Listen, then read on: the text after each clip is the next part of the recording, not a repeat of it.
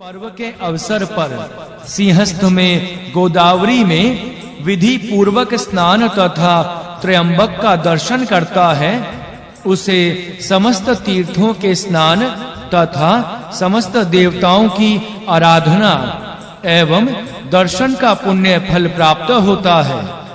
साथ ही उस मनुष्य के समस्त पापों की निवृत्ति भी हो जाती है। वैसे तो तीनों लोकों में व्याप्त रहने वाली गोदावरी के स्नान, दर्शन एवं निवास का सर्वदा विशेष महत्व रहता है, किंतु सिंहस्थ कुंभ काल में उसका विशेष महत्व बढ़ जाता है। इसका कारण है कि गोदावरी सिंहस्थ कुंभ काल में अपने समस्त अंगों को स्वर्ग और पाताल से खींचकर त्रयंबक क्षेत्र गोदावरी नासिक में निवास करती है।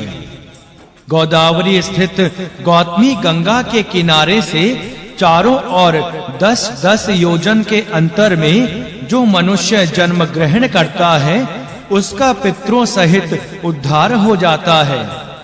शिव पुराण में तो गौतमी अर्थात गोदावरी के प्राकट्य तथा महात्म्य का बड़ा ही सुंदर आख्यान मिलता है, जिसकी संक्षिप्त कथा इस प्रकार है। पूर्व काल की बात है, गौतम नाम से विख्यात एक श्रेष्ठ ऋषि रहते थे, जिनकी परम धार्मिक पत्नी का अहिल्या अहिल्या था। दक्षिण दिशा में जो ब्रह्मगिरि है, वहीं उन्होंने 10,000 वर्षों तक तपस्या की थी। एक समय वहां 100 वर्षों तक बड़ा भयानक अवर्षण हो गया। सब लोग महान दुख में पड़ गए। इस भूतल पर कहीं गीला पत्ता भी नहीं दिखाई देता था। तब गौतम ऋषि ने 6 महीने तक तप करके वरुण को प्रसन्न किया। वरुण ने प्रकट होकर वर मांगने को कहा। ऋषि ने वृष्टि के लिए प्रार्थना की। वरुण ने कहा, देवताओं के विधान के विरुद्ध वृष्टि ना करके मैं तुम्हारी इच्छा के अनुसार तुम्हें सदा अक्षय रहने वाला जल देता हूँ। तुम एक गड्ढा तैयार करो। उनके ऐसा कहने पर गौतम ने 1 हाथ गहरा गड्ढा खोदा और वरुण ने उसे दिव्य जल के द्वारा भर दिया तथा परोकार से सुशोभित होने वाले मुनि श्रेष्ठ गौतम से कहा, महामुने, कभी क्षीण ना होने वाला यह जल तुम्हारे लिए तीर्थ रूप होगा और पृथ्वी पर तुम्हारे ही नाम से इसकी ख्याति होगी। यहाँ किए हुए दान, होम, तप, देव पूजन तथा पितरों का श्राद्ध सभी अक्षय होंगे। उस जल के द्वारा दूसरों का उपकार करके महर्षि गौतम को भी बड़ा सुख मिला। गौतम जी के प्रभाव से उस वन में सब और आनंद छा गया। एक बार वहां गौतम के आश्रम में जाकर बसे हुए ब्राह्मणों की स्त्रियां जल के प्रसंग को लेकर अहिल्या पर नाराज हो गईं। उन्होंने अपने पतियों को उकसाया। उन लोगों ने गौतम का अनिष्ट करने के लिए भगवान श्री गणेश जी की आराधना की। भक्त पराधीन भगवान गणेश जी ने प्रकट होकर वर मांगने के लिए कहा। तब ये बोले, भगवान, यदि आप हमें वर देना चाहते हैं तो कोई ऐसा उपाय कीजिए जिससे समस्त ऋषि डांट फटकार कर गौतम को आश्रम से बाहर निकाल दें। दुष्ट ब्राह्मणों की बात सुनकर भगवान गणेश जी ने उन्हें भांति-भांति से समझाते हुए कहा, ब्राह्मणों, इस समय तुम उचित कार्य नहीं कर रहे हो। बिना किसी अपराध के गौतम जी पर क्रोध करने के कारण तुम्हारी हानि ही होगी। जिन्होंने पहले उपकार किया हो, यदि उन्हें दुख दिया जाए तो वह अपने लिए हितकारक नहीं होता। पहले उपवास के कारण जब तुम लोगों को दुख भोगना पड़ा था, तब महर्षि गौतम ने जल की व्यवस्था करके तुम्हें सुख दिया, परंतु इस समय तुम सब लोग उन्हें दुख दे रहे हो। ऐसा करना उचित नहीं है, इसलिए तुम लोग कोई दूसरा वर मांगो। किंतु ब्राह्मणों ने भगवान गणेश जी की बात नहीं मानी। तब भक्तों के अधीन होने के कारण उन शिव कुमार ने कहा, तुम लोगों ने जिस वस्तु के लिए प्रार्थना की है उसे मैं अवश्य पूर्ण करूंगा। पीछे जो होनहार होगी होकर ही रहेगी। ऐसा कहकर वे अंतर्ध्यान हो गए। उसके बाद उन दुष्ट ऋषियों के कुचक्र से तथा उन्हें प्राप्त हुए वर के कारण एक दिन गौतम जी के खेत में गणेश जी एक दुर्बल गाय बनकर गए। दिए हुए वर के कारण वह गौ कांपती हुई वहां जौ आदि चढ़ने लगी। इसी समय देववश गौतम जी वहां आ गए तथा मुट्ठी भर तिनके से उस गौ को हाँकने लगे। उन तिनकों का स्पर्श होते ही वह गौ पृथ्वी पर गिर पड़ी और ऋषि के देखते देखते उसी क्षण मर गई। वे द्वेषी ब्राह्मण और उनकी दुष्ट स्त्रियां वहां छिपकर सब कुछ देख रहे थे। उस गौ के गिरते ही वे सब बोल उठे, गौतम ने यह क्या कर डाला। गौतम भी आश्चर्यचकित हो अहल्या को बुलाकर दुख पूर्वक बोले, देवी यह क्या हुआ, कैसे हुआ। जान पड़ता है भगवान मुझ पर कुपित हो गए हैं। अब क्या करूं, कहां जाऊं, मुझे हत्या लग जाएगी। तत्पश्चात ब्राह्मण बोले, अब तुम्हें अपना मुख नहीं दिखाना चाहिए। गौ हत्यारे का मुख देखने पर तत्काल वस्त्र सहित स्नान करना चाहिए। जब तक तुम इस आश्रम में रहोगे तब तक अग्नि देव और पितृ हमारे दिए हुए किसी भी हव्य कव्य को ग्रहण नहीं करेंगे। इसलिए पापी गौ हत्यारे, तुम परिवार सहित यहाँ से अन्यत्र चले जाओ, विलंब ना करो। तदंतर गौतम उस स्थान से तत्काल निकल गए और उन सबकी आज्ञा से एक कोस दूर जाकर उन्होंने अपने लिए आश्रम बनाया। वहां भी जाकर उन ब्राह्मणों ने कहा, जब तक तुम्हारे ऊपर हत्या लगी है तब तक तुम्हें कोई यज्ञ आदि कर्म नहीं करना चाहिए। किसी भी वैदिक देव यज्ञ या पितृ यज्ञ के अनुष्ठान का तुम्हें अधिकार नहीं रह गया है। मुनिवर गौतम उनके कथनानुसार किसी तरह एक पक्ष बिताकर उस दुख से दुखी होकर बारंबार उन मुनियों से अपनी शुद्धि के लिए प्रार्थना करने लगे। उनके दीन भाव से प्रार्थना करने पर उन ब्राह्मणों ने कहा, गौतम तुम अपने पाप को प्रकट करते हुए 3 बार सारी पृथ्वी का परिक्रमा करो, फिर लौटकर यहाँ 1 महीने तक व्रत करो। उसके बाद एक ब्रह्मगिरी की 101 परिक्रमा करने के पश्चात तुम्हारी शुद्धि होगी। अथवा यहाँ गंगा जी को ले आकर उन्हीं के जल से स्नान करो तथा 1 करोड़ पार्थिव लिंग बनाकर भगवान महादेव जी की आराधना करो। फिर गंगा में स्नान करके इस पर्वत की 11 बार परिक्रमा करो। तत्पश्चात 100 घड़ों के जल से पार्थिव शिवलिंग को स्नान कराने पर तुम्हारा उद्धार होगा। तत्पश्चात उन ब्राह्मणों की आज्ञा को शिरोधार्य कर महर्षि गौतम ने भगवान शिव की उपासना प्रारंभ कर दिया।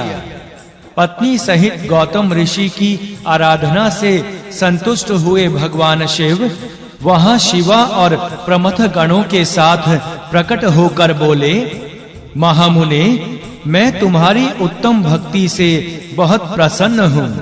तुम कोई वर मांगो। उस समय भगवान शिव को प्रणाम करके मुनि ने दोनों हाथ जोड़कर कहा, देव मुझे निष्पाप कर दीजिए। इस पर भगवान शंकर ने कहा, मुने तुम धन्य हो, कृतकृत्य हो और सदा ही निष्पाप हो। इन दुष्टों ने तुम्हारे साथ छल किया है। वे सब के सब कृतधन हैं, उनका कभी उद्धार नहीं हो सकता। महादेव जी की बात सुनकर महर्षि गौतम ने कहा, हे महेश्वर, उन ऋषियों ने मेरा बहुत बड़ा उपकार किया है। यदि उन्होंने यह बर्ताव ना किया होता तो मुझे आपका दर्शन कैसे होता। उनके इस दुराचार से तो मेरा महान स्वार्थ सिद्ध हुआ है। गौतम जी की यह बात सुनकर महेश्वर बड़े प्रसन्न हुए और बोले, विप्रवर तुम धन्य हो, सभी ऋषियों में श्रेष्ठतर हो। मैं तुम पर बहुत प्रसन्न हूँ। तुम मुझसे कोई दूसरा उत्तम वर मांगो। इस पर गौतम जी ने कहा, हे देवेश, यदि आप प्रसन्न हैं तो मुझे गंगा प्रदान कीजिए, जिससे लोक का महान उपकार हो सके। ऐसा वर मांगकर गौतम ऋषि ने शिव के दोनों चरणार विंद पकड़ लिए। तब शिव ने गंगा से कहा, हे देवी, तुम मुनि को पवित्र करो और तुरंत वापस ना जाकर वैवस्त मनु के 18वें कलयुग तक यहीं रहो। तब गंगा जी ने कहा, महेश्वर, यदि मेरा महत्म्य सब नदियों से अधिक हो, अंबिका तथा गणों के साथ आप भी यहाँ रहे, तभी मैं इस धरातल पर रहूंगी। गंगा जी की बात सुनकर भगवान शिव बोले, गंगे तुम धन्य हो, मेरी बात सुनो। मैं तुमसे अलग नहीं हूँ, तथापि मैं तुम्हारे कथना अनुसार यहाँ स्थित रहूंगा। भगवान शिव की बात सुनकर गंगा जी मन ही मन प्रसन्न होकर उनकी भूरी भूरी प्रशंसा करने लगी। इसी समय देवता, प्राचीन ऋषि, अनेक उत्तम तीर्थ और नाना प्रकार के क्षेत्र वहां आ पहुंचे। उन सब ने बड़े आदर से जय जयकार करते हुए गौतम, गंगा तथा शिव का पूजन किया। तदंतर देवताओं ने मस्तक झुकाकर तथा हाथ जोड़कर उनकी प्रसन्नता पूर्वक स्तुति की। उस समय प्रसन्न हुई गंगा और गिरीश ने देवताओं को वर मांगने के लिए कहा। तब देवता बोले, देवेश्वर, यदि आप संतुष्ट हैं और सरिताओं में श्रेष्ठ गंगे, यदि आप भी प्रसन्न हैं, तो हमारा तथा मनुष्यों का प्रिय करने के लिए आप लोग कृपा पूर्वक यहाँ निवास करें। इस पर माँ गंगा जी ने कहा, देवताओं, फिर तो सबका प्रिय करने के लिए आप लोग स्वयं ही यहाँ क्यों नहीं रहते। मैं तो गौतम जी के पाप का प्रक्षालन करके जैसे आई हूँ, उसी प्रकार लौट जाऊंगी। आपके समाज में यहाँ मेरी कोई विशेषता समझी जाती है, इस बात का पता कैसे लगे।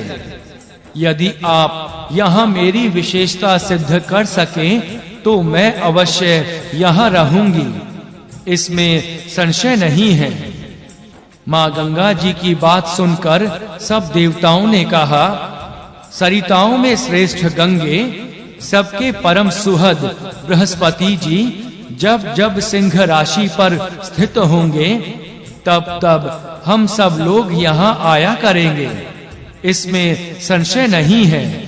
11 वर्षों तक लोगों का जो पातक यहाँ प्रक्षालित होगा, उससे मलिन हो जाने पर हम उसी पाप राशि को धोने के लिए आदर पूर्वक तुम्हारे पास आवेंगे। हमने यह सर्वथा सच्ची बात कही है। सरिद्वरे महादेवी, अतः तुमको और भगवान शंकर को समस्त लोकों पर अनुग्रह तथा हमारा प्रिय करने के लिए यहाँ नित्य निवास करना चाहिए। गुरु अर्थात बृहस्पति जब तक सिंह राशि पर रहेंगे तभी तक हम यहाँ निवास करेंगे। उस समय तुम्हारे जल में त्रिकाल स्नान और भगवान शंकर का दर्शन करके हम शुद्ध होंगे। फिर तुम्हारी आज्ञा लेकर अपने अपने स्थान को लौट जावेंगे। इस प्रकार उन देवताओं तथा महर्षि गौतम के प्रार्थना करने पर भगवान शंकर और सरिताओं में श्रेष्ठ मां गंगा दोनों वहां स्थित हो गए। वहां की गंगा गौतमी अर्थात गोदावरी नाम से विख्यात हुई और भगवान शिव का ज्योतिर्मय लिंग त्रयंबक कहलाया। यह ज्योतिर्लिंग महान पातकों का नाश करने वाला है। उसी दिन से लेकर जब जब बृहस्पति सिंह राशि में स्थित होते हैं तब तब सब तीर्थ क्षेत्र, देवता, पुष्कर आदि सरोवर, गंगा आदि नदियां तथा श्री विष्णु आदि देवगण अवश्य ही गौतमी के तट पर पधारते और वास करते हैं। वे जब तक गौतमी के किनारे रहते हैं तब तक अपने स्थान पर उनका कोई फल नहीं होता। जब वे अपने लोक में लौट जाते हैं तभी वहां इनके सेवन का फल प्राप्त होता है। यह त्रयंबक नाम से प्रसिद्ध ज्योतिर्लिंग गौतमी के तट पर स्थित हैं और बड़े-बड़े पातकों का नाश करने वाले हैं। जो भक्ति भाव से इस त्रयंबक लिंग का दर्शन, पूजन, स्तवन एवं वंदन करता है वह समस्त पापों से मुक्त हो जाता है। बोलिए नासिक तीर्थ की जय। जय जय श्री हरि, जय जय श्री हरि, जय जय शिव शंकर, जय जय शिव शंकर।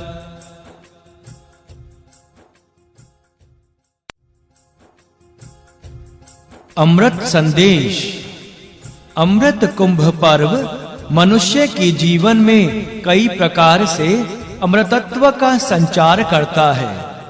ज्ञान के द्वारा बुद्धि में, श्रद्धा के द्वारा मन में, पवित्रता अर्थात स्नान आदि के द्वारा शरीर में, दान के द्वारा धन में और वासना शोधन के द्वारा समस्त लोक व्यवहार में एक उच्च कोटि का प्रकाश भर देता है, जिससे मनुष्य का जीवन उज्जवल बनकर कर्तव्य पथ की ओर अग्रसर हो सके।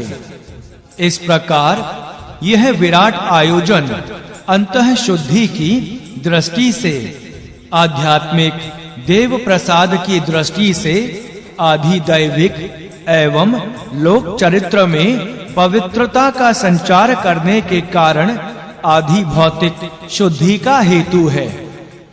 मनुष्य मृत्यु लोक का प्राणी होकर भी स्वभावतः अमरता का आकांक्षी है, किंतु अज्ञानता के कारण वह यह नहीं जानता कि अमृतत्व सर्वत्र भरपूर है। कोई कण, कोई क्षण और कोई ऐसा चित्त नहीं है जिसके अंतराल में अमृत का परमानंददायी शांत स्रोत न लहराता हो। अमृतत्व प्राप्ति का वास्तविक तात्पर्य है जीवन की पूर्णता, अर्थात मानव जीवन का सर्वांगीण विकास। यह प्रत्येक देश में, प्रत्येक काल में, प्रत्येक मनुष्य के लिए अपेक्षित है। इस अपेक्षा की पूर्ति में इस समय इस अमृत कुंभ पर्व का महान योग और उपयोग है। इस दुर्लभ अमृतत्व एवं भगवत तत्व का अनुभव तभी संभव है जब अंतःकरण की निर्मलता और तीव्र ज्ञान दृष्टि रखते हुए गरुड़ की भांति भगवान का दासत्व स्वीकार किया जाए। जब तक मनुष्य हृदय गरुड़ की भांति भगवान का वाहन अर्थात कृपा पात्र नहीं बन पाएगा, तब तक अमृत उसके निकट रहते हुए भी उससे दूर रहेगा। इसकी उपलब्धि या अनुभव के लिए सारस्वत प्रयास करना होगा। यदि अमृत को पाना है तो हृदयस्थ कालुष्य को प्रयास पूर्वक मिटाकर प्रेम से ओतप्रोत अंतःकरण के निर्माण की भगीरथ साधना करनी होगी। तभी मानव जीवन के परम पुरुषार्थ और अंतिम लक्ष्य अमृतत्व अर्थात ईश्वरत्व को प्राप्त किया जा सकता है। अंतः परिशुद्धि या चित्त निर्माण के इस चिरंतन सत्य और अमृतोपम संदेश को जन जन तक पहुंचाने के उद्देश्य से ही हमारे महान दार्शनिक तपःपूत ऋषियों ने लोक कल्याण तथा लोक मंगल की पावन भावना से प्रेरित होकर प्रति 12वें वर्ष शास्त्रानुमोदित हरिद्वार, प्रयाग, उज्जैन और नासिक इन 4 पवित्र तीर्थ स्थानों में महाकुंभ पर्व के आयोजन का विधान किया। शताब्दियों से अपनी निरंतरता को अक्षुण्ण रखते हुए यह महापर्व अपनी सर्वमान्य महत्ता और विराट स्वरूप की विशालता के साथ कोटि जनों को धर्म संस्कृति से आज तक जोड़ता चला आ रहा है। मानव जीवन में आलोक और अंतः चेतना का संचार करने वाला यह एक ऐसा महान सांस्कृतिक समागम है जो न केवल आध्यात्मिक चेतना अपितु राष्ट्रीय चेतना, एकता और अखंडता का आधार स्तंभ भी है। विराट महाकुंभ पर्व का यह आध्यात्मिक, दार्शनिक तथा सांस्कृतिक महत्व एवं उद्देश्य मानव मात्र में विश्व बंधुत्व, विश्व प्रेम की शुभ भावना के साथ जीवन के नैतिक मूल्यों तथा आदर्शों के रक्षण हेतु निरंतर विश्व मंगल की ओर बढ़ते हुए रहने का शुचि, सार्थक एवं मंगल प्रयास है। यही इस अनुपमय आयोजन का वास्तविक प्राप्तव्य है और यही वास्तविक साफल्य है। इसी शुभ भावना के साथ सर्वे भवन्तु सुखिनः सर्वे